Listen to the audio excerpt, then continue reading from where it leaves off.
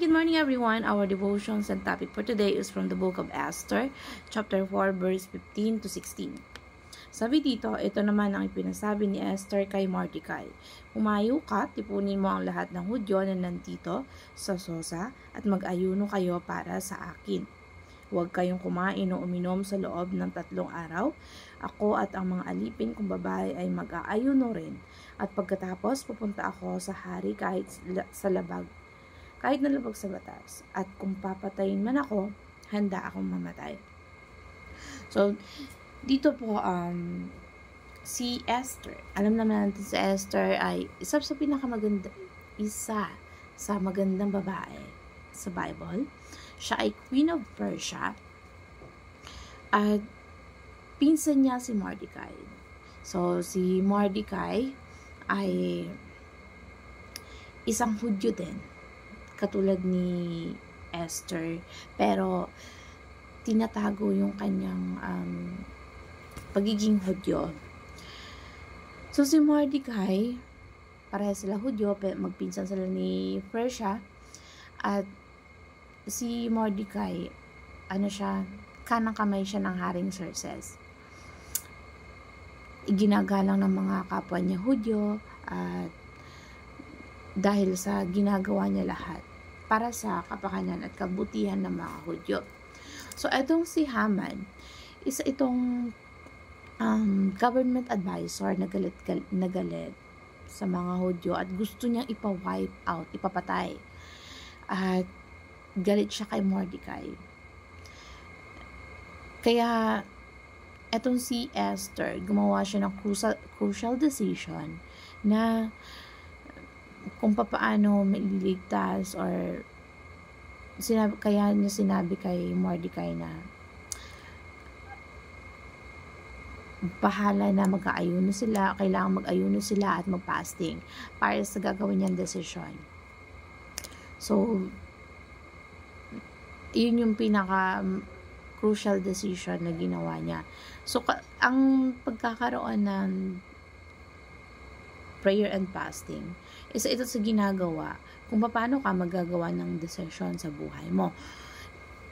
Ito sa mga sobrang nakakatulong kung gagawa ka ng decision. Before gumawa ka ng decision, kailangan mag-pray and fasting. So, ito yung mga katuruan kung paano ka dapat mag-decision. Kailangan daw yung decision mo ay merong katuruan dito na pray and fast before we make decision. So, kailangan daw natin magdasal at mag-ayuno kapag gagawa tayo ng decisions. At meron dapat na courage during the implementation of your decision. At stop worrying after we make decisions. Kasi kapag nag-aalala tayo sa mga decision, parang tinatanong natin yung sarili natin na tama ba yung ginawa kong decision. Hindi lang naman ikaw yung nag-worry. Kasi ang Diyos, binibigay sa atin yung mga decision na kung ano yung karapat dapat. So, kapag nagpe-pray and fasting tayo, sigurado tayo na ang decision natin nasa Diyos na. Before pa tayo gumawa ng decision, at pag nag-pray and fasting tayo, meron tayong assurance na nasa kamay na ng Diyos ang mga decision natin. At tiyak na kapag nakatutok ka sa Diyos lang, pag nagdadasal ka at nag-aayuno ka, yun lang nakatutok yung presence mo sa Diyos.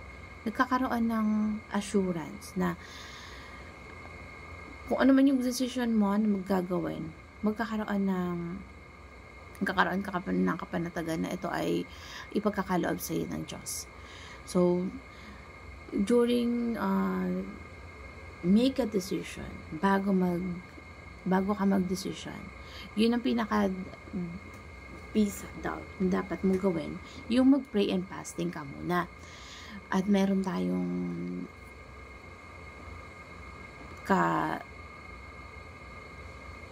yung assurance na yung mga decision natin na gagawin ay kalooban ng Diyos. So, dapat bago ma-implement o magkaroon ng execution yung mga decision natin, ipanagdasal na natin sa Diyos. At once na nag-ayuno tayo, nagdasal tayo, nakatutok lang na yung prayer natin sa paghihingi ng desisyon na kung ano man yun na dapat na decision natin, inihingi na natin yun sa Diyos. Nagkakaroon ito ng katotohanan. Kumbaga, nagkakaroon ng execution. Kung paano natin gagawin yung mga bagay na kailangan natin gawin kasi ginaguide na tayo ng Diyos. So, hindi tayo mag-worry sa mga decision na ginawa natin kasi meron tayong gabay. Gumagawa tayo ng decision araw-araw. So, kailangan natin mag-pray at mag-fasting kung kinakailangan. So, si Esther, dumating siya sa ganitong desisyon. Nagkaroon siya ng crucial decision na dahil nakasalalay sa kanila. Kumbaga, nasa kasalalay sa kanilang desisyon yung pagkakaroon ng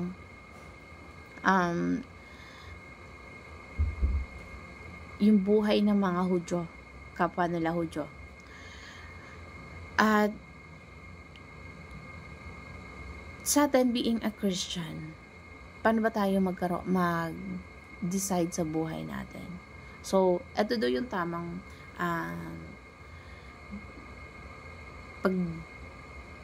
pagde-decide sa buhay natin, sa kung ano man yung kailangan nating gawa ng desisyon or gagawin nating desisyon. Kailangan natin ang presensya ng Diyos. Kailangan mag-focus tayo, ipagdasal natin at ipag-ayuno. Sigurado na, kaya di ba yung mga ibang Christian na talagang marugdob yung pag-pray and fasting nila, talagang dinirinig ng Diyos ang mga panalangin nila at nagkakaroon ito ng makatotohanan na ginagawa nila ng paraan kung paano ang kanilang mga decision sa buhay ay tama at nagiging makabuluhan. So, eto pala yung dapat natin gawin. Kapag nagawa tayo ng decision, kung kinakailangan mag-ayuno tayo at tumutok lang tayo sa pagdadasal.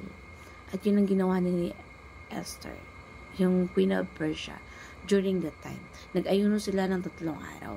3 araw at 3 gabi para lang dun sa gusto nila na nasa mabuting kalagayan yung mga kapwa nila Hudyo. Dahil gusto nung i-wipe out ni Haman. Dahil sa galit niya kay Mordecai. So, meron tayong ginagawang desisyon sa buhay araw-araw. Kailangan natin ipagdasal yung mga desisyon na yon para maging makabuluhan at magkaroon ng yung karapat dapat na kalooban ng Diyos sa buhay natin, yung purpose sa atin, kung ano ba yung dapat natin maging desisyon sa buhay, sa ginagawa natin. So, kayo man pagka nagde-decision, kailangan nyo mag-pray and fasting.